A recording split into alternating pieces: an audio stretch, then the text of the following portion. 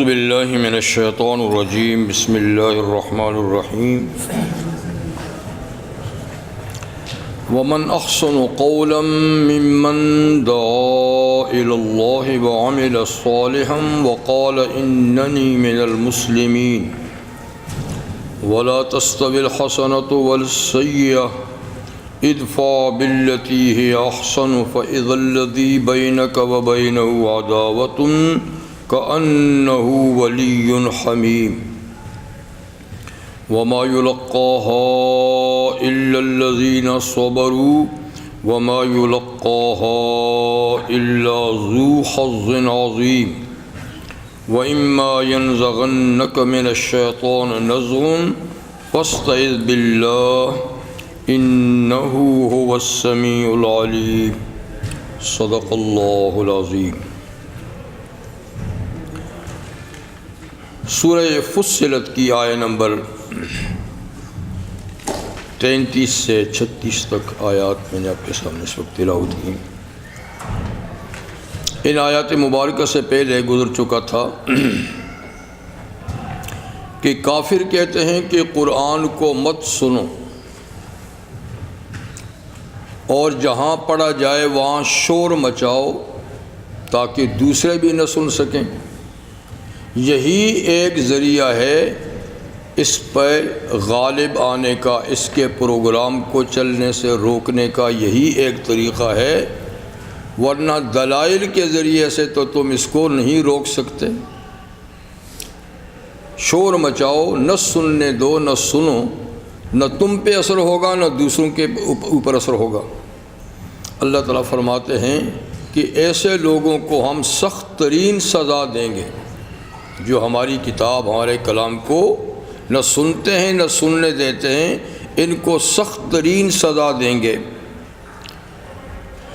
اور وہاں جہنم میں کافروں کے ایک مکالمے کا بھی ذکر ہوا تھا، گفتگو کا بھی ذکر ہوا تھا کہ وہاں تابع اور متبوع آپس میں ایک دوسرے پہ الزام تراشی کریں گے، گمراہی کے الزامات ایک دوسرے پہ لگائیں گے۔ متبوع کہیں گے، فالوور کہیں گے لیڈرشپ سے کہ تم نے ہمیں گمراہ کیا تھا، اور کہیں گے اے اللہ ہمیں وہ لوگ بتا دیجئے، دکھا دیجئے جنہوں نے ہم کو گمراہ کیا تھا، ہم ان کو پاؤں تلے روند کے ذلیل کریں کہ انہوں نے ہمیں غلط رستے پہ لا کر یہاں پہنچایا ہے، ہم ان کو پاؤں کے نیچے رگڑا دیں، انہوں نے ہمیں گمراہ کیا۔ تو اللہ تعالیٰ فرمائیں گے کہ تمہیں عقل و شعور نہیں تھا، تم ان کے پیچھے کیوں چلتے تھے؟ پھر اللہ تعالیٰ نے ان لوگوں کا ذکر فرمایا کہ جو صدقی دل سے ایمان لائے، انہوں نے کہا ربنا اللہ ثم استقاموا، اور پھر وہ اپنی اس بات پر مضبوطی سے جمے رہے، اللہ ہمارا رب ہے، پھر اسی پہ ڈٹ گئے، نہ کسی لالچ میں آئے، نہ کسی کے خوف سے اس بات کو چھوڑا۔ یہ خوش نصیب لوگ وہ ہیں کہ تتنزل علیہم الملائکہ، ان پر فرشتے نازل ہوتے ہیں بوقت موت خاص طور پہ، اور قبر میں بھی خاص طور پہ فرشتے آ کر ان کو خوشخبری سناتے ہیں کہ تم خوف اور حزن نہ کرو، ڈرو بھی نہیں، غم بھی نہیں کرو، اور جنت کی خوشخبری حاصل کرو۔ ہم دنیا میں بھی تمہارے رفیق اور ساتھی تھے، اب اگلے سفر میں بھی ہم تمہارے رفیق اور یعنی ساتھی ہیں، اور جنت میں تمہاری ہر خواہش کی تکمیل ہوگی، ہر خواہش اللہ تعالیٰ پوری کریں گے، جو مانگو گے وہ بھی ملے گا، جو جی میں آئے گا وہ بھی ملے گا، اور یہ سب کچھ ایک مہربان رب کی طرف سے ایک مہمان نوازی ہوگی۔ اللہ کے لیے اتنی بڑی جنت دینا کوئی بڑی بات نہیں، ایک مہمان نوازی ہوگی۔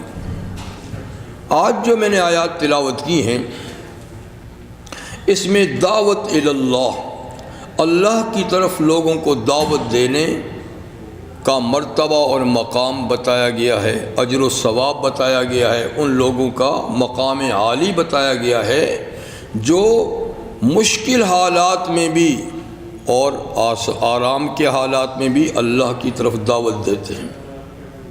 تو فرمایا کہ وَمَنْ أَحْسَنُ قَوْلًا مِّمَّنْ دَعَا إِلَى اللَّهِ، اس آدمی سے اچھی بات کس کی ہو سکتی ہے، یعنی سب سے اچھی بات اس آدمی کی ہے جو دعا الی اللہ، لوگوں کو اللہ کی طرف دعوت دیتا ہے، اللہ کی طرف بلاتا ہے، دین اور شریعت کی طرف بلاتا ہے، پیغمبر اسلام کی اطاعت کی طرف دعوت دیتا ہے، نماز کی طرف دعوت دیتا ہے۔ اس سے اچھی بات کس کی ہو سکتی ہے، یعنی کسی کی بھی نہیں ہو سکتی۔ یہ سب سے اچھی بات ہے کہ آدمی اللہ کی طرف دعوت دے،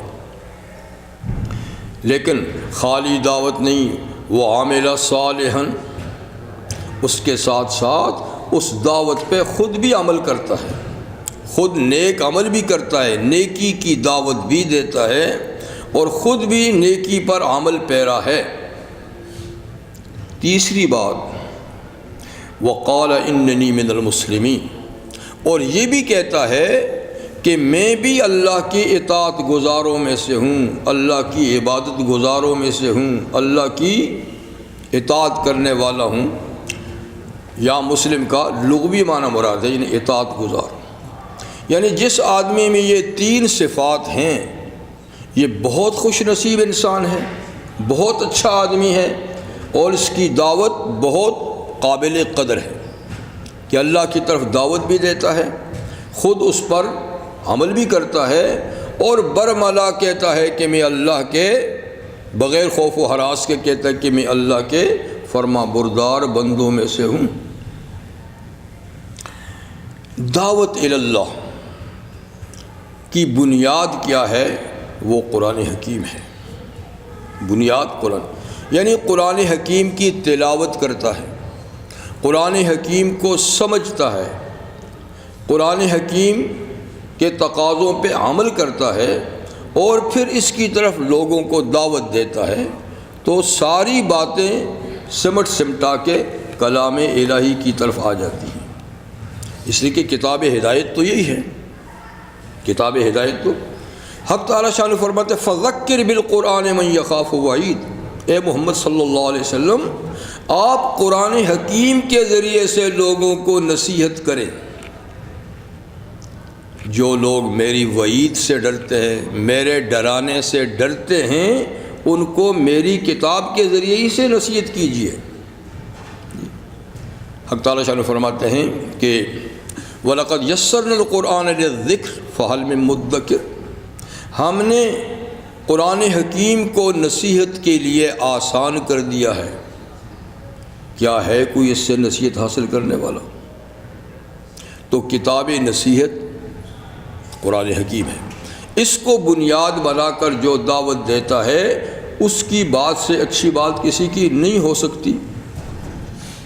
رحمت عالم صلی اللہ علیہ وسلم نے قرآن حکیم کے بارے میں ارشاد فرمایا ہے من قال بہ صدق، جس نے قرآن کی بات کہی اس نے بالکل سچ کہا، جس نے قرآن کی بات کہی سچ۔ من عامل بہ اجر، اور جس نے قرآن حکیم پہ عمل کیا اس کو اجر و ثواب سے نوازا گیا، وہ ماجور ہے، اللہ اس کو ثواب دیں گے۔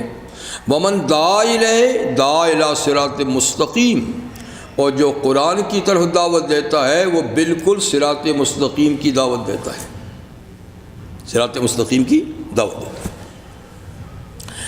اسی طریقے سے دعوت میں سے ایک یہ بھی ہے، جیسے حضرت سعد، حضرت ام المومنین عائشہ رضی اللہ عنہ فرماتی ہیں کہ جب مؤذن اذان دیتا ہے تو یہ بھی اللہ کی طرف دعوت دیتا ہے، اذان میں بھی اللہ کی دعوت ہے۔ جب وہ کہتا ہے حی علی الصلاح، لوگوں نماز کے لیے آؤ، حی علی الفلاح، لوگوں کامیابی کی طرف آؤ، تو یہ بھی دعوت ہے اللہ کی طرف۔ اس لحاظ سے مؤذن کا یہ قول بھی سب سے اچھا قول ہے، سب سے اچھی دعوت ہے۔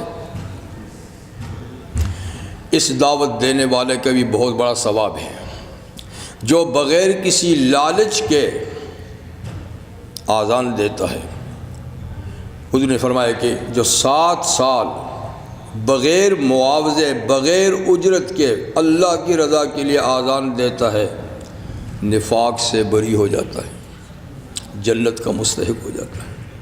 جان مانتے کہ 7 سال جو دوسروں کو پکارے گا تو خود بھی تو کچھ ہوگا نا، اس میں خود بھی تو کوئی اثر ہوگا نا۔ تو اصل مطلب یہ کہ صرف آذان سے مطلب کہ آذان کے جب دعوت دے گا تو اس کا نفس خود بھی تو کہے گا نا یہ تو اوروں کو دعوت دے تو خود بھی جی۔ یہ ایسا ہی ہے کہ حضور نے فرمایا کہ جو آدمی 40 دن خالص اللہ کی عبادت کرے، خالص بغیر کسی ریا کے بغیر کسی کے، اللہ اس کے دل پر علم و حکمت کے چشمے جاری کر دیتا ہے۔ 40 دن کی عبادت سے یعنی اس کے سینے میں اس کے دل میں اللہ تعالیٰ علم کے چشمے جاری کر دیتا ہے۔ تو بہرحال عبادت کوئی ایسی چیز نہیں جو انقلاب نہ پیدا کرے، شرط یہ ہے کہ وہ اخلاص پر مبنی ہو، صداقت پر مبنی ہو۔ تو اسی طرح پیغمبر کریم علیہ السلام نے مؤذن جو اللہ کے لیے دعوت دیتا ہے، دن میں 5 دفعہ دعوت دیتا ہے، یہ بھی فرمایا کہ اطول الناس اعناقا یوم القیامت المؤذنین، قیامت کے دن محشر کے میدان میں لمبی گردنوں والے ہوں گے مؤذن۔ دیکھو لمبی گردن کا یہ مطلب نہیں ہے کہ بگلے کی طرح لمبی ہوں گی، وہ تو کوئی خوبی کی بات نہیں ہے، بلکہ آدمی کا قد چھوٹا اور گردن لمبی ہو تو یہ بتانا ہے کہ جس طرح لمبی گردن والا چھوٹی گردنوں والوں میں ممتاز ہوتا ہے، الگ سے نظر آتا ہے، مؤذنین سب لوگوں میں الگ سے نظر آئیں گے کہ یہ سب آذان دینے والے ہیں، یہ سب آذان دینے والے ہیں۔ رحمت عالم صلی اللہ علیہ وسلم نے دعا بھی دی ہے مؤذنین کو، اللہم اغفر للمؤذنین اللہم ارشد الائمہ، اے اللہ اماموں کو ہدایت دے، اماموں کو نماز پڑھانے والوں کو ہدایت دے، مؤذنوں کی مغفرت فرما، مؤذنوں کی مغفرت فرما۔ تو مقصد یہ ہے کہ اللہ کی طرف دعوت دینے میں آذان بھی ہے، درس و تدریس بھی ہے جی، اور اس کے علاوہ جو بھی دین کے کام کی دعوت دے گا وہ دعا الی اللہ ہی ہے سب۔ تو یہ سب سے اچھی بات ہے جو آدمی کسی نہ کسی عنوان سے اللہ کے دین کی طرف لوگوں کو لائے، یہ سب سے اچھی بات ہے، اس سے اچھی بات کوئی نہیں ہو سکتی۔ اور یہ دوسری بات فرمائی کہ وہ اس پہ عمل بھی کرے، اسی کہ عمل کرے گا تو اگلے پہ بھی اثر ہوگا، عمل ہی نہیں کرے گا تو فرض تو ادا ہو جائے گا لیکن اس سے یہ ہوگا کہ اثر نہیں ہوگا دوسرے پہ، ہوگا یہ خود نہیں کرتا تو ہمیں کہتا ہے، فرض تو ادا ہو جائے گا۔ اور یہ کہ بے عمل کو بھی دعوت دینی چاہیے، یہ نہیں کہ میں بے عمل دعوت نہ دوں، وہ ایک الگ کام ہے اور عمل کرنا ایک الگ کام ہے، لیکن دعوت کے مؤثر ہونے کے لیے عمل بھی ضروری ہے۔ اسی طرح خود کو مسلمان کہنا یہ بھی ضروری ہے، ایمان کے بارے میں شک نہیں ہونا چاہیے، پتہ نہیں میں کیا ہوں گا، ایمان کی اپنے کو کہ میں ایماندار ہوں، ماشاءاللہ مجھ میں ایمان ہے، تو اپنے ایمان کا بھی اظہار کرے، تو یہ 3 باتیں اکٹھی ہو جائیں گی تو یہ بہت بلند و بالا چیز ہے، بڑی عظمت والی چیز ہے۔ اللہ کی طرف دعوت دینا دیکھیے اس کے 2 حیثیتیں، ایک انفرادی ایک اجتماعی۔ تو دعوت الی اللہ یہ فرائض میں سے ایک فرض ہے، جہاں آدمی دیکھے کہ یہاں منکرات ہیں، گمراہی ہے، کوئی دوسرا آدمی دعوت دینے والا نہیں تو اس آدمی پہ دعوت دینا پھر فرض عین ہے، نماز کی طرح۔ جیسے نماز ہر آدمی پہ فرض عین ہے، ایسے آدمی کو ایسے ماحول میں جب اور کوئی نہیں تو دعوت دینا فرض عین ہے، پر اتنی دے جتنی اس کی معلومات ہیں، اپنے پاس سے اجتہاد کر کے کچھ باتیں غلط سرد نہ کر دے، جتنی معلومات ہیں مصدقہ اتنی ہی بات کرے، اور بات کرے بھی تو نصیحت کے انداز سے، اس لیے کہ ہر پیغمبر جو دنیا میں تشریف لائے انہوں نے کہا انی لکم ناصح امین، کہ میں تمہارے لیے ناصح ہوں، تمہاری بھلائی چاہتا ہوں، تمہاری خیر چاہتا ہوں۔ وہ مانے نہ مانے، کہنے والے کا اندازہ ناصحانہ ہو، اگر ناصحانہ نہیں ہوگا تو وہ بجائے سننے کے اور بگڑ جائے گا۔ سختی درستگی سے کبھی بات نہیں ہوتی۔ اللہ نے انبیاء کرام کو زبردست قوت دی ہوتی ہے، اگر وہ اپنی مادی قوت، جسمانی قوت استعمال کریں کوئی ان کے سامنے رک نہیں سکتا، لیکن پیغمبروں نے مار کھائی لیکن کسی کے سامنے مقابلے والی بات نہیں کی۔ انہوں نے سختی دکھائی، انبیاء نے پھر بھی نرمی دکھائی۔ تو دعوت کا یہ بھی اصول ہے کہ کسی کے ساتھ سختی کے ساتھ نہ پیش آیا جائے، نرمی سے بات، خیر خواہانہ انداز سے بات کی جائے تو اللہ کو منظور ہوگا تو اثر ہو جائے گا، نہیں تو نہ ہوگا، لیکن اپنا فریضہ ادا ہوگا۔ تو یہ درجہ تو ہر مسلمان پر فرض ہے کہ دوسرا کوئی نہیں اور دیکھتا ہے کہ اس آدمی کے پاس علم نہیں ہے یا یہ غلط راستے پہ، تو اس کو ناصحانہ انداز سے دعوت دے دے۔ منوانا کام نہیں، بتانا کام ہے۔ اللہ تعالیٰ فرماتے ہیں لست علیہم بمسیطر، اے محمد صلی اللہ علیہ وسلم آپ کو ان پہ داروغہ نہیں ہے کہ آپ ان کو منوائیں۔ انما علیک البلاغ وعلینا الحساب، آپ کے ذمہ میسج پہنچانا ہے، حساب ہم خود لیں گے۔ لیس علیک ہداہم ولکن اللہ یہدی من یشاء، آپ کے ذمہ ان کو ہدایت پہ لانا نہیں ہے، اللہ جس کو چاہتا ہے ہدایت دے۔ آپ کا کام کیا ہے؟ گائیڈ کرنا اس کو، یہ رستہ بتانا، ٹھیک ہے۔ ایک ہے اجتماعی، تو اجتماعی جو ہے نا وہ فرض کفایہ ہے، تبلیغ دعوت اجتماعی فرض کفایہ ہے۔ اگر کوئی جماعت، کوئی افراد دعوت کا کام کر رہے ہیں اور دعوت لوگوں کو پہنچ رہی ہے تو ہر آدمی پہ فرض عین نہیں ہے، ڈیوٹی ادا ہو رہی ہے، ٹھیک ہے نا۔ کوئی اس میں شامل ہو جائے تو ان کی سعادت ہے، بڑا ثواب ہے، لیکن کوئی نہیں شامل ہوا تو ان کی طرف سے وہ فرض ادا ہو رہا ہے۔ لیکن جہاں کوئی نہیں ہے تو وہاں ہر آدمی پر فرض ہے۔ اور انداز دونوں کا کیا ہو، جماعت کا بھی انداز یہ ہو خیر خواہانہ، برادرانہ، مشفقانہ، پیار اور محبت سے، فرد ہے تو وہ بھی اسی طریقے سے دعوت دے۔ تو مقصد یہ کہ یہ بہت اعلیٰ ترین کام ہے۔ اصل مشن جو ہے نا یہ انبیاء کرام کا ہے۔ انبیاء بنی اسرائیل میں یہ کام صرف نبی ہی کرتے تھے، امتوں کے ذمہ یہ ڈیوٹی نہیں تھی، اس لیے کہ ہر وقت کوئی نہ کوئی نبی ہوتا ہی تھا، ہر وقت کوئی نہ کوئی۔ رحمت عالم صلی اللہ علیہ وسلم کیونکہ خاتم الانبیاء والمرسلین، اس لیے آپ کے جانے کے بعد اللہ نے یہ ڈیوٹی امت کے حوالے کی ہے۔ اب یہ قیامت تک فریضہ امت ادا کرے گی، تو امت کو اسی طریقے سے رنگ ڈھنگ سے کرنا ہوگا جس طرح خود نبی کریم صلی اللہ علیہ وسلم کیا کرتے تھے جی۔ تو بہرحال یہ دو طریقے تھے۔ تو اللہ تعالیٰ نے اس میں تعریف فرمائی ان لوگوں کی جو داعی الی اللہ ہیں کہ ان کی بات سب باتوں میں سے اچھی ہے۔ اب آگے اللہ تعالیٰ ایک اور اصول بیان فرماتے ہیں اصلاح کا کہ وَلَا تَسْتَوِي الْحَسَنَةُ وَلَا السَّيِّئَةُ، دیکھو نیکی اور بدی برابر نہیں، نیکی اور بدی برابر نہیں۔ نیکی کے اثرات کچھ اور ہوتے ہیں، بدی کے اثرات کچھ اور ہوتے ہیں۔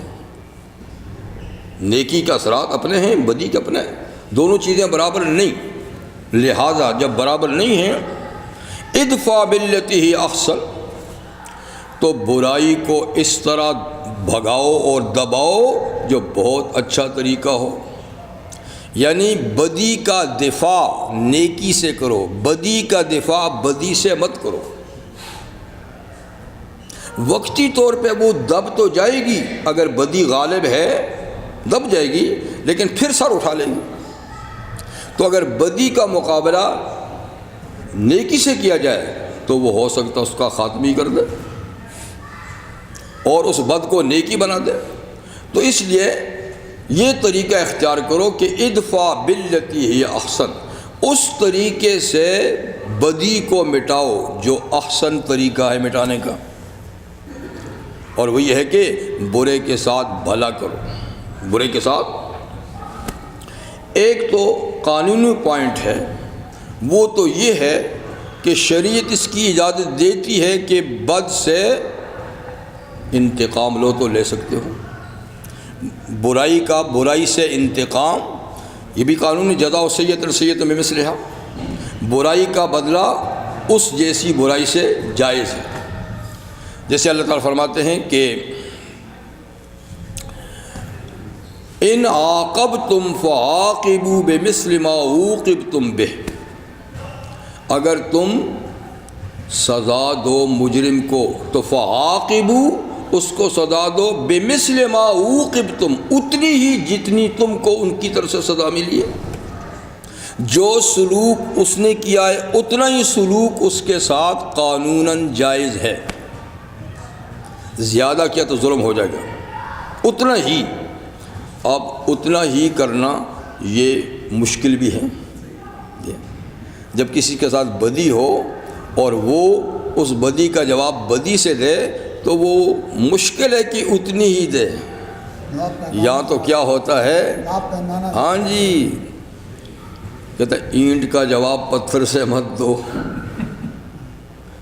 اور کیا پتہ اس نے کس سے زور سے مارا، آپ کس زور سے مارے، اس نے کس پتھر سے مارا، آپ کس پتھر سے مارے، تو نفس کہے گا کہ خوب جتنا انتقام، تو اس لیے اس میں مساوات بہت کم ہے، بہت کم ہے، نہیں ہو سکتی، نہیں ہوگی تو جدھر سے پھر جاتی ہوئی نا تو اتنا ہی ہوگا۔ رحمت عالم صلی اللہ علیہ وسلم تشریف لے جا رہے تھے تو ایک صحابی اپنے غلام کی کچھ پٹائی کر رہے تھے، کچھ اس کو سنا بھی رہے تھے، حضور نے جاتے کہا، اس کا نام لے کر کہا کہ دیکھو اللہ اس سے زیادہ پاور ہے رکھتا ہے جتنی تم اس پہ پاور رکھتے ہو، اللہ زیادہ قدرت رکھتا ہے تم پر جتنی تمہیں اس پر قدرت ہے۔ یہ سنا تو مڑ کر دیکھا تو حضور تھے، پھر فرمایا کہ پھر اس نے اپنی معذرت کی کہ حضور بس اس لیے مار رہا ہوں، اس کو باتیں سنا رہا ہوں کہ یہ بات نہیں مانتا، یہ غلام ہے لیکن یہ میرا حکم نہیں مانتا، میری بات نہیں مانتا، تو اس لیے حضور نے فرمایا ٹھیک ہے، تم اس کے آقا ہو، یہ تمہارا غلام ہے، تمہاری باتوں کا پابند ہے، اور تم اس کو مناسب سزا دے سکتے ہو اطاعت نہ پر، لیکن دیکھو اللہ کی عدالت بھی لگنی ہے، اگر جتنا قصور اس کا ہے اتنی سزا تیری ہوئی تو بچ جائے گا، جتنا قصور اس کا ہے اتنی سزا تیری اگر ہوئی تو تو بچ جائے گا، لیکن اگر تیری سزا اس کے قصور سے زیادہ نکلی تو اللہ پھر تجھ سے بھی بدلہ لے گا،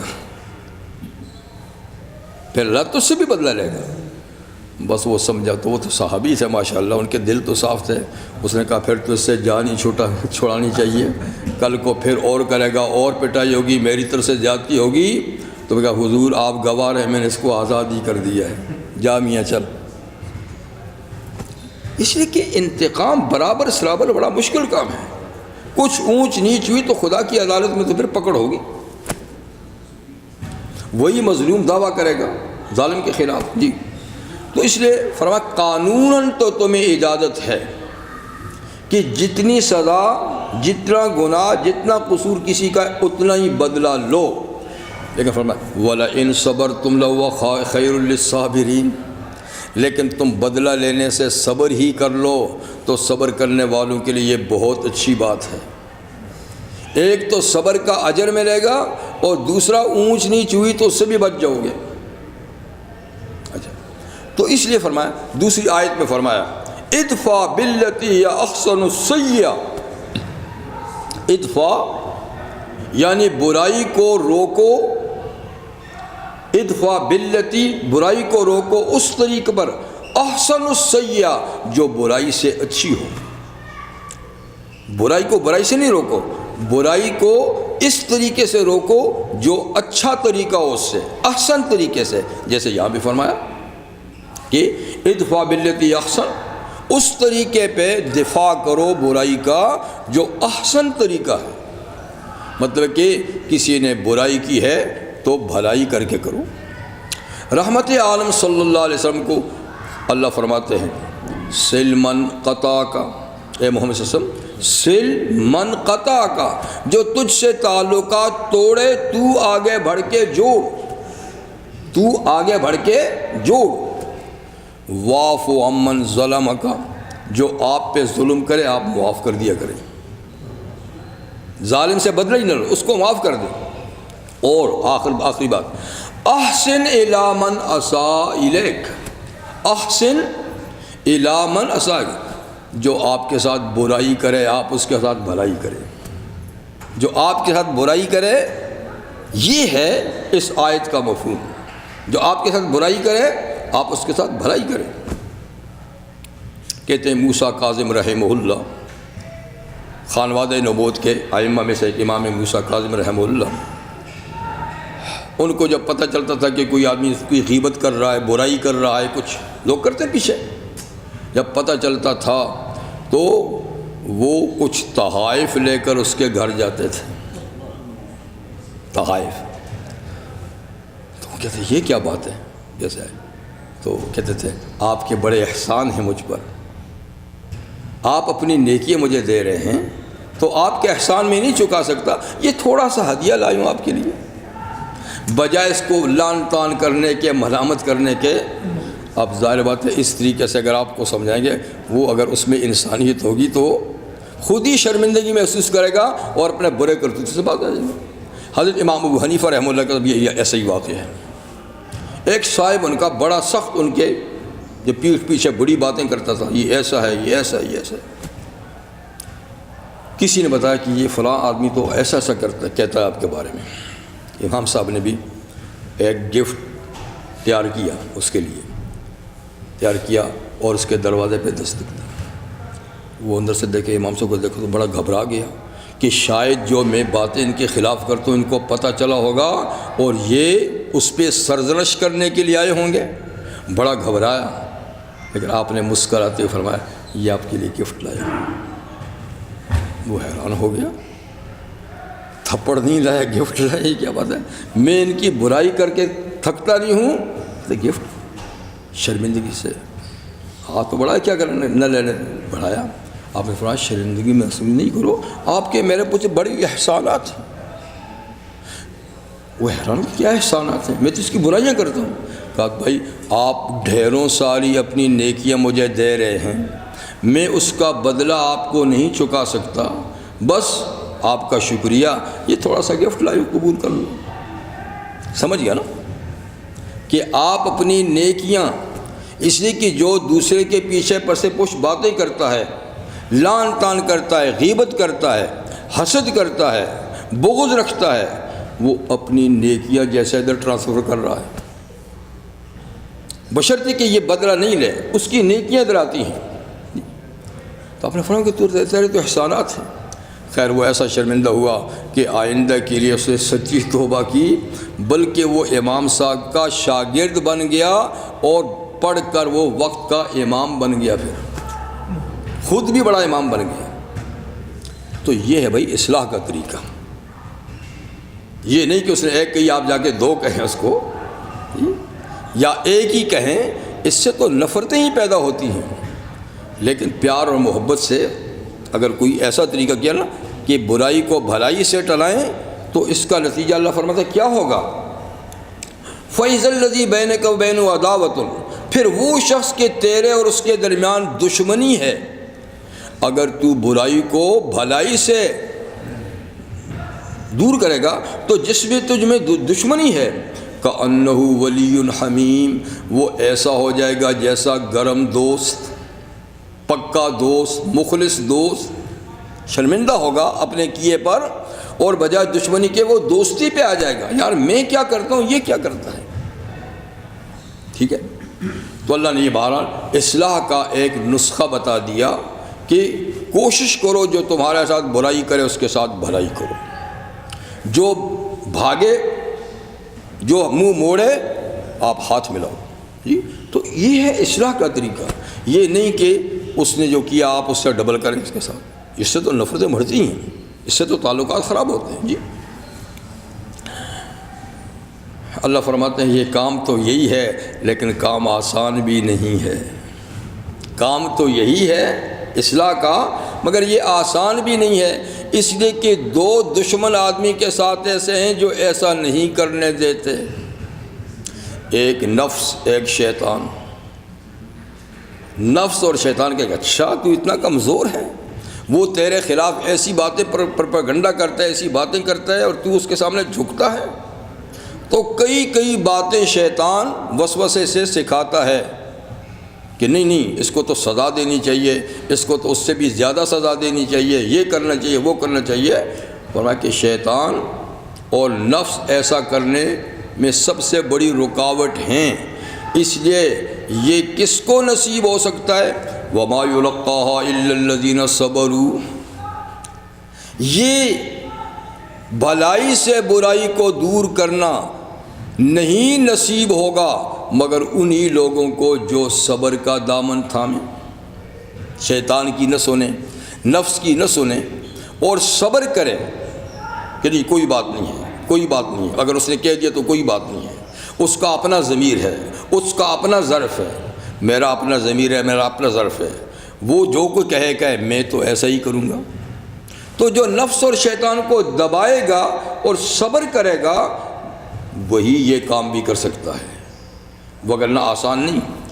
اور وَمَا يُلَقَّاهَا إِلَّا ذُو حَظٍّ عَظِيمٍ، برائی کو بھلائی سے دور کرنا یہ نصیب نہیں ہوتا، حاصل نہیں ہوتا مگر بڑی قسمت والے کو، ذو حظ عظیم، جس کا بہت بڑا حصہ ہے اللہ کے ہاں، بڑا خوش نصیب ہے، وہی یہ کام کر سکتا ہے، اللہ کی تائید اور نصرت سے کر سکتا ہے، ورنہ کام آسان نہیں ہے۔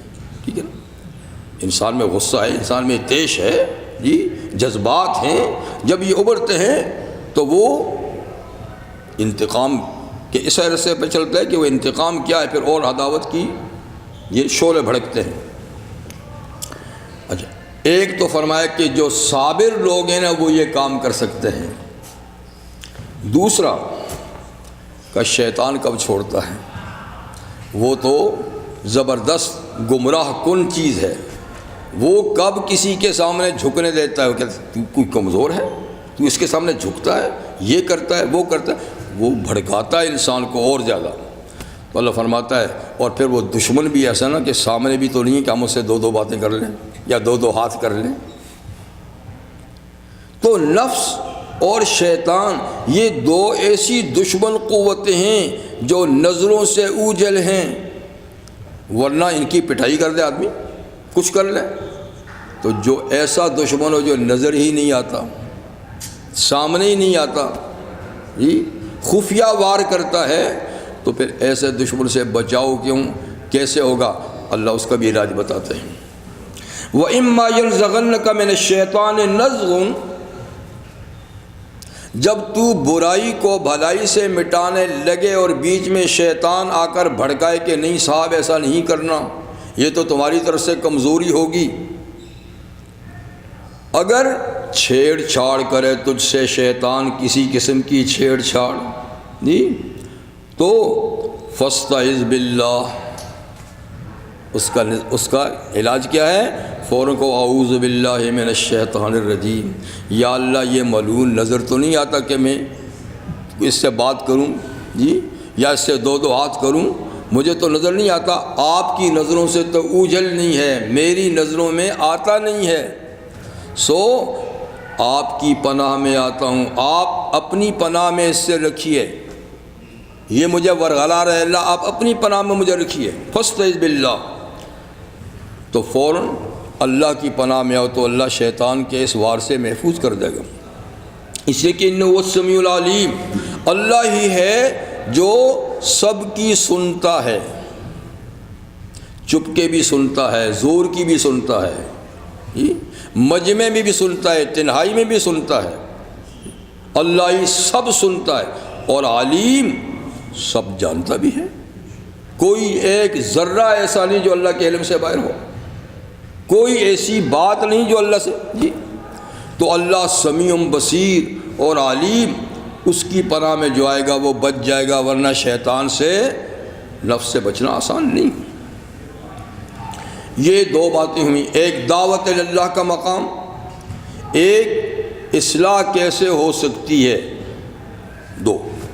اب اس کے بعد اللہ تعالیٰ پھر دلائل قدرت بیان فرماتے ہیں، اور آگے آیت سجدہ بھی ہے، ٹھیک ہے نا، کیونکہ سجدے کا حکم ہے تو اس لیے یاد سے بعد میں ایک سجدہ تلاوت کا ضرور کر دیجیے گا۔ میں یاد بھی دلاؤں گا، لیکن پھر بھی نہ یاد ہو تو سجدے کی آیت ہے تو بعد میں ایک سجدہ تلاوت کر دیں۔ وَمِنْ آیَاتِهِ، اور اللہ کی دلائل قدرت میں سے، آیات کا معنی دلیل بھی ہوتا ہے، تو اللہ تعالیٰ کی قدرت کے دلائل میں سے کہ اللہ کتنا بڑا قادر ہے، اس کی قدرت کے دلائل میں سے یہ ہے کیا، اللیل والنہار، رات دن کا نظام جو قائم کیا ہے، یہ اللہ کی قدرت کی نشانیوں میں سے ایک بڑی نشانی ہے جی۔ یہ نظام نہ ہوتا، رات ہی رات ہوتی، دن ہی دن ہوتا، تو زندگیاں کرکری ہو جاتی، زندگیاں جلدی ختم ہو جاتی، لیکن اللہ نے دن رات کا نظام قائم کر کے انسان سے کام بھی لیا، اس کو آرام کا موقع بھی دیا، ورنہ انسان کب ہے آرام کرنے والے،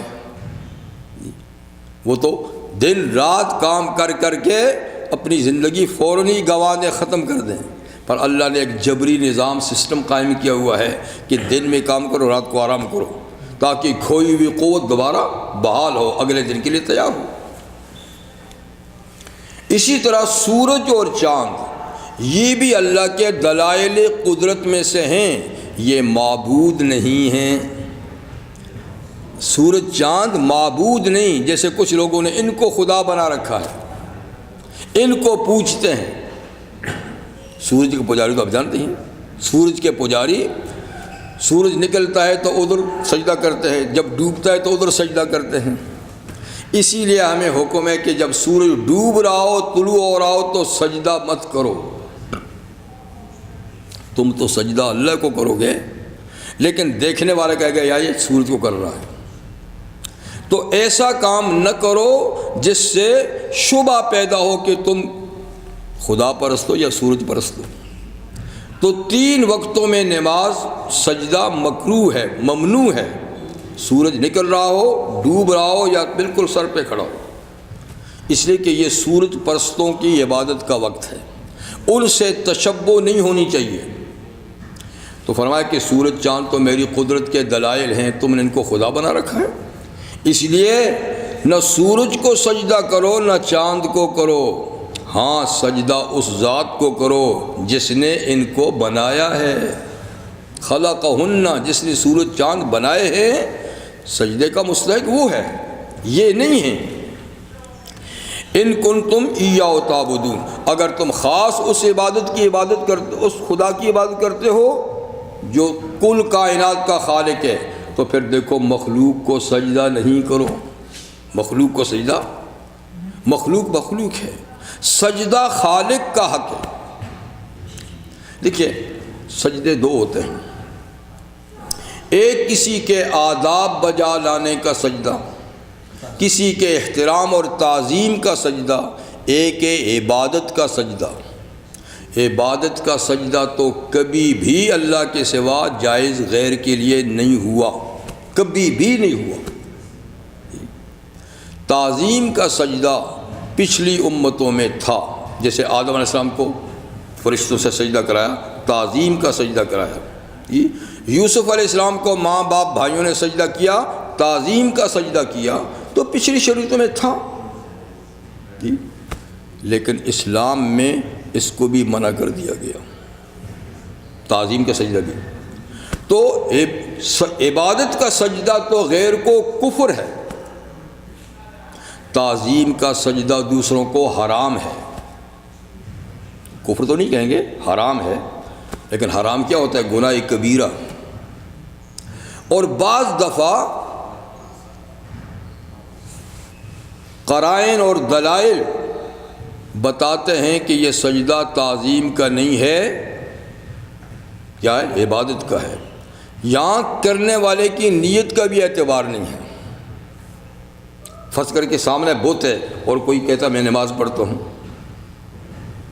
یہاں بت رکھا ہے اور کوئی اس کی طرف سجدہ کر رہا ہے، کہتا میں تو نماز پڑھ رہا ہوں، اس کا یہ قول معتبر نہیں ہے، اس کی نیت معتبر نہیں ہے، اس لیے کہ سامنے بت ہے۔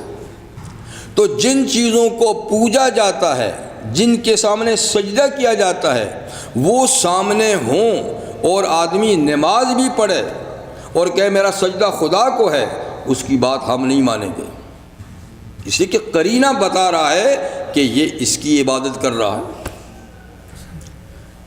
لیکن سامنے قبر ہے، سامنے کوئی بزرگ بیٹھا ہوا ہے جی، اور وہ ادھر نماز پڑھ رہا ہے اور کہتے میں تو اللہ کو نماز پڑھ رہا ہوں، قبر کو سجدہ نہیں کر رہا، اس بندے کو سجدہ نہیں کر رہا جی، تو اس کی نیت کا اعتبار تو کریں گے، لیکن پھر بھی کہیں گے یہ حرام ہے۔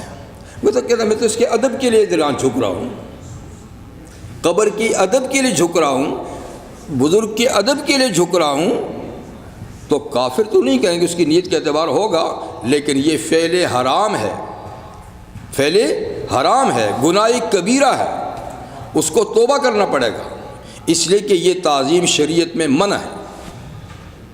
سجدے والی اور رکوع والی، سجدہ نہیں، رکوع جتنا جھکنا بھی کسی کے سامنے سجدہ ہی ہے، اس لیے کہ رکوع سجدہ صرف اللہ کے سامنے ہے، بلکہ ہاتھ باندھنا بھی کسی کے سامنے ٹھیک نہیں، ہاتھ باندھ کے کھڑا ہونا، اس لیے کہ یہ تعظیم کے طریقے اللہ کے لیے ہیں۔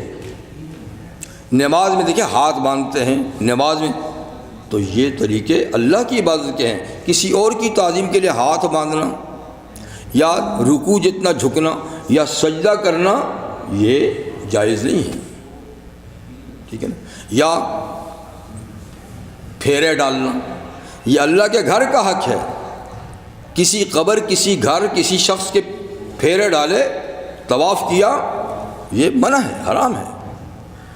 تو بہرحال فرمایا کہ ان کو سجدہ نہیں کرو، ٹھیک ہے نا۔ رحمت عالم سب کے ارشاد گرامی ہے، آپ سے ایک صحابی سفر کر کے آئے، ایران شام وغیرہ کا سفر کر کے آئے، انہوں نے کہا حضور میں فلاں ملک میں گیا تھا، میں نے وہاں کے لوگوں کو دیکھا کہ اپنے مرزبان کے سامنے سجدہ کرتے ہیں۔ مرزبان جو اس زمانے میں کنگ ہوتا تھا، اس کا خاص آدمی جو ہوتا تھا اس کو مرزبان کہتے تھے، یعنی کنگ کی بات ہی کیا ہے، جو اس کا مرزبان ہے اس کے سامنے بھی لوگ سجدہ کرتے ہیں، تو کیا حضور آپ کو سجدہ نہ کیا کریں؟ یعنی وہ کافر ہیں پھر بھی اتنی تعظیم کی جاتی ہے، تو سائل کا مقصد تعظیم تھا، عبادت نہیں، صحابی کا مقصد تعظیم تھا کہ ایک کافر کی اتنی تعظیم ہوتی ہے، آپ تو خدا کے نبی ہیں، آپ تو افضل الکائنات ہیں، تو آپ کی تعظیم کے لیے ہم آئیں تو سجدہ نہ کیا کریں؟ حضور نے فرمایا بتاؤ میری وفات کے بعد میری قبر کے پاس سے گزرو گے تو سجدہ کرو گے؟ کہا نہ قبر کو سجدہ نہیں کریں گے، ابھی زندگی میں آپ کی تعظیم کے لیے سجدے کی بات کرو۔ حضور نے فرمایا اگر موت کے بعد قبر کو سجدہ نہیں کرو گے تو اب بھی نہیں، اب بھی نہیں۔ پھر فرمایا لو کنت آمرا احدا ان یسجد لاحد لامرت النساء یسجدن ازواجہم، او کما قال علیہ الصلوۃ والسلام، اگر میں کسی انسان کو کسی انسان کے سامنے سجدہ کرنے کا حکم دیتا، میری شریعت میں یہ جائز ہوتا، تو میں امت کی بیویوں کو حکم دیتا کہ شوہروں کو سجدہ کریں، کہ عورت پہ شوہر کا اتنا بڑا حق ہے کہ وہ اس حق کو ادا کرنے کے لیے اس کے سامنے سجدہ کرتی، لیکن میری شریعت میں کسی غیر اللہ کے سامنے سجدہ نہیں، اس لیے میں کسی خاتون کو بھی نہیں کہتا کہ شوہر کو سجدہ کرے، اگر جائز ہوتا تو اس کے لیے ہوتا، جب اس کے لیے نہیں تو کسی کے لیے بھی نہیں۔ تو ہر اسلام میں یعنی تعظیمی سجدہ حرام ہے، اس لیے فرمایا کہ اس کو سجدہ کرو جس نے سب کو پیدا کیا ہے، جس جو مخلوق ہے اس کو سجدہ مت کرو۔ مولانا اس پہ ایک سوال تھا مجھے، ہمارے پاس حیدرآباد میں وہاں پر وہ ایک درگاہ ہے، وہاں پر عموماً جمعہ کے دن نماز ہوتی ہے، تو ساتھ میں طرف میں خبر لوگ کھڑے ہیں، نماز بھی پڑھ لیتے ہیں اس کے ساتھ. کیا کرتے ہیں؟ نماز بھی پڑھتے ہیں، امام کے ساتھ نماز پڑھتے ہیں کیونکہ جگہ. ہاں. اور بعض لوگ تو عموماً آتے ہیں پھول وغیرہ چڑھانے کے لیے، وہاں کھڑے رہ کے نماز بھی شروع کر دیتے ہیں. تو وہ تو قبر سامنے ہوتی ہے، اور سامنے ہوتا ہے. تو قبر سامنے ہو تو نماز مکروہ ہوتی ہے.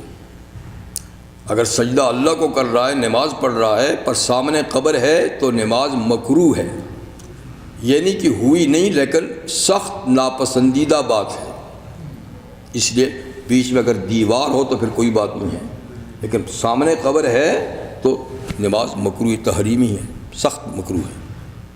اس لیے کہ یہ بھی مشابہت ہے ان لوگوں کے ساتھ جو قبروں کو سجدہ کرتے ہیں باقاعدہ. جی، تو ایسی جگہ میں نہیں کرنی چاہیے. جی.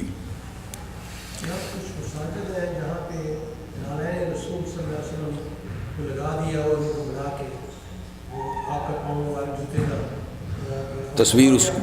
جی، تو آپ وہاں پہ ہم لوگ جگہ جگہ نماز پڑھ سکتے ہیں کہ نہیں، یا انہوں نے اپنے یہاں لگا دیا ہوا ہے یا یہاں لگا دیا ہوا ہے؟ مسجد میں تو آپ نماز پڑھ سکتے ہیں، اور سامنے جوتا ہے تو اس جوتے کو کوئی بھی سجدہ نہیں کرتا. ایسی چیز سامنے ہو کہ جس کی سجدہ نہیں کیا جاتا وہ سامنے ہو تو کوئی ایسی بات نہیں ہے. ہاں، جن چیزوں کی تعظیم اور سجدہ کیا جاتا ہے وہ سامنے ہوں تو پھر مکروہ ہوتی ہے نماز. جیسے تصویر سامنے ہو، انسانی تصویر یا کسی جانور کی، جاندار کی تصویر ہو تو نماز مکروہ ہے. سامنے ہو تو زیادہ مکروہ ہے، دائیں بائیں ہو تو دوسرے نمبر پہ مکروہ ہے، چھت پہ ہو تو تیسرے نمبر پہ مکروہ ہے، لیکن پاؤں کے نیچے فرش پہ تو پھر مکروہ نہیں. اس لیے پھر تعظیم نہیں ہے. پاؤں کے نیچے والی چیز کی تعظیم نہیں ہوتی، لیکن دائیں بائیں سامنے اوپر نیچے یہ تعظیم ہوتی ہے. تو جہاں جاندار کی تصویر ہو وہاں نماز مکروہ ہوگی. لیکن جوتے کو کوئی چونکہ سجدہ نہیں کرتا اور وہ کوئی قابل تعظیم چیز بھی نہیں ہوتی، اگرچہ حضور کے جوتے کا بڑا مقام ہے لیکن جوتے کو سجدہ کوئی نہیں کرتا. اس لیے اگر جوتا سامنے رکھا ہے اس کی تصویر تو کوئی بات نہیں ہے. اور چلیے، فَإِنِ اسْتَكْبَرُوا، اگر یہ لوگ اللہ کو سجدہ کرنے سے تکبر کریں، بڑائی کریں، تو بڑائی کریں، نقصان ان کا اپنا ہے، اللہ کا کیا نقصان ہے. اس لیے کہ فَالَّذِينَ عِندَ رَبِّكَ، وہ فرشتے جو تیرے رب کے پاس ہیں، یسبحون لہ باللیل والنہار، وہ دن رات خدا کی تسبیح خواہیں، دن رات اللہ کی تسبیح کرتے ہیں. وہم لا یسمون، اور وہ تھکتے بھی نہیں. فرشتے تھکتے بھی نہیں، دن رات اللہ کی تسبیح بیان کرتے ہیں.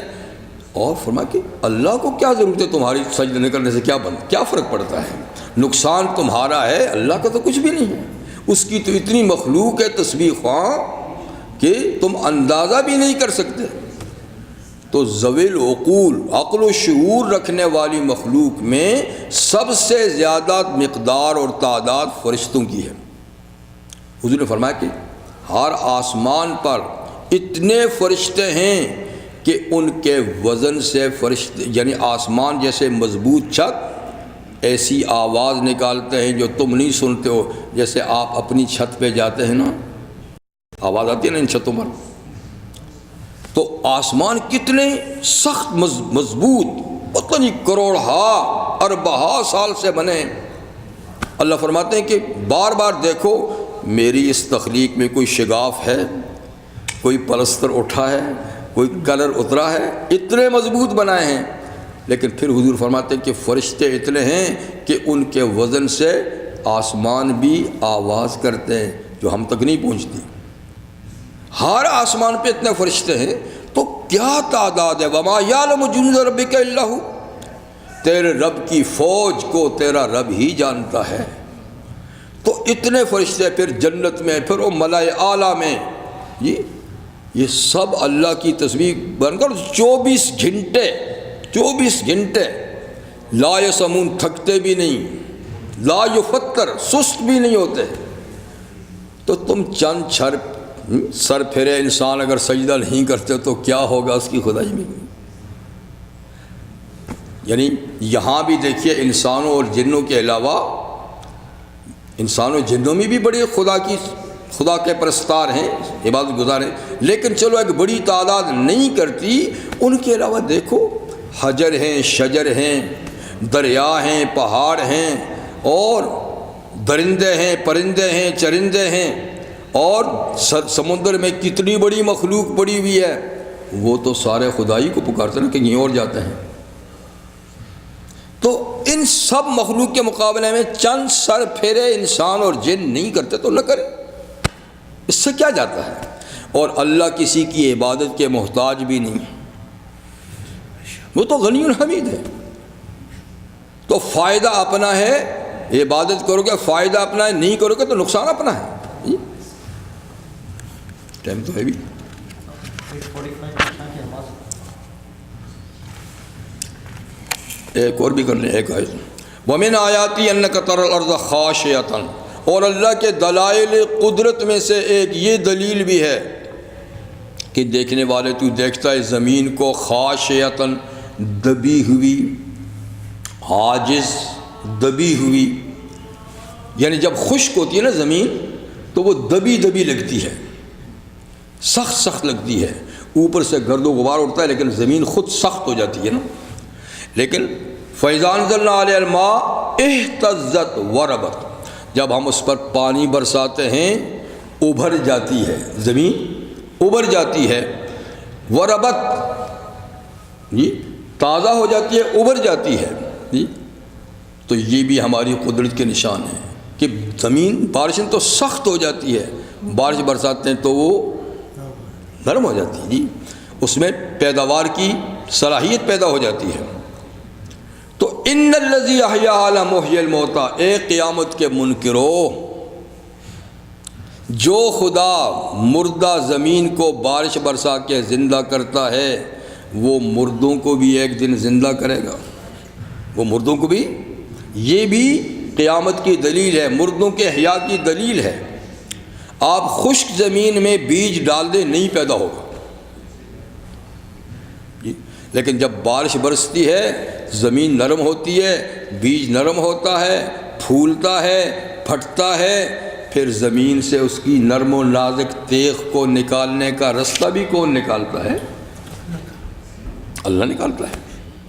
تو جو زمین کو زندہ کر کے اس سے سبزہ نکالتا ہے، جب اس کی منشا مرضی ہوگی تو وہ تم کو بھی، تم جو بیج کی طرح زمین میں رکھے جاتے ہو تمہیں بھی نکالے گا، محیی الموتیٰ۔ انہ علی کل شیء قدیر، اللہ ہر چیز پر قادر ہے، تو تمہارے مرنے کے بعد دوبارہ زندہ کرنے پہ بھی قادر ہے۔ بس آگے پھر لمبا ہو جائے گا جی۔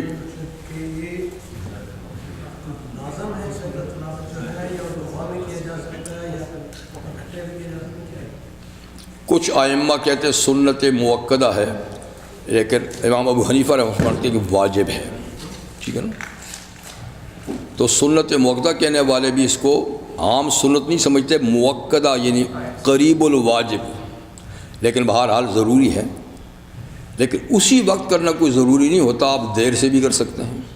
فرض کریں کسی کا وضو نہیں ہے یا کوئی ایسا موقع نہیں ہے سجدے کا تو تاخیر سے بھی کیا جا سکتا ہے، اسی وقت کوئی ضروری نہیں ہوتا، لیکن اس کے لیے شرائط وہی ہیں جو نماز کی شرائط ہے، باوضو ہونا، قبلہ رو ہونا، یہ لباس صبر پاک، جس سے جو نماز کی شرائط ہے وہ سجدہ تلاوت کی بھی سجدہ، اور اس میں صرف ایک سجدہ ہوتا ہے، کھڑا ہونے بھی ضروری ہے، بیٹھے بیٹھے بھی آپ کر سکتے ہیں، ہاتھ اٹھانے کی بھی ضرورت نہیں ہے، صرف اللہ اکبر کیا، سجدے میں گئے، تسبیحات پڑھی اور اللہ اکبر کہہ کے بیٹھ گئے، سلام پھیرنا بھی نہیں، تشہد بھی نہیں، کچھ بھی نہیں، صرف سجدہ، ایک ہی سجدہ، اور تسبیحات بھی سنت ہے اس میں، فقط سجدہ جو ہے نا یہ واجب ہے، اور یہ سلام بھی نہیں پھیرنا، تو یہ ہے جو پڑھتا ہے اس پہ بھی واجب ہوتا ہے، جو سنتا ہے اس پہ بھی واجب ہوتا ہے، ٹھیک ہے۔ اگر ایک ہی مجلس میں ایک ہی آیت سجدہ بار بار پڑھی جائے تو ایک ہی سجدہ کرنا ہوگا۔ ہاں اگر ایک مسجد میں یعنی ایک مجلس میں 2 یا 3 آیتیں مختلف پڑھی جائیں تو پھر اتنی سجدے ہوں گے، لیکن ایک جیسے ہم نے ایک سجدہ پڑھا ہے، اگر اس کو ہم رپیٹ کرتے رہیں تو ہمیں ایک ہی سجدہ کرنا ہوگا، ٹھیک ہے نا۔ اسی طریقے سے ایک جگہ ہے، اس جگہ میں اگر گھومتے پھرتے بھی آپ پڑھیں گے تو ایک ہی سجدہ کرنا ہوگا. ہاں اس جگہ سے دوسری جگہ میں منتقل ہو گئے پھر وہاں پڑھی وہی آئے تو پھر دوسرا سجدہ ہوگا. یہ ہیں اس کے بارے میں. سبحانک اللہم و بحمدک اشہد ان لا الہ الا انت استغفرک و اتوب الیک.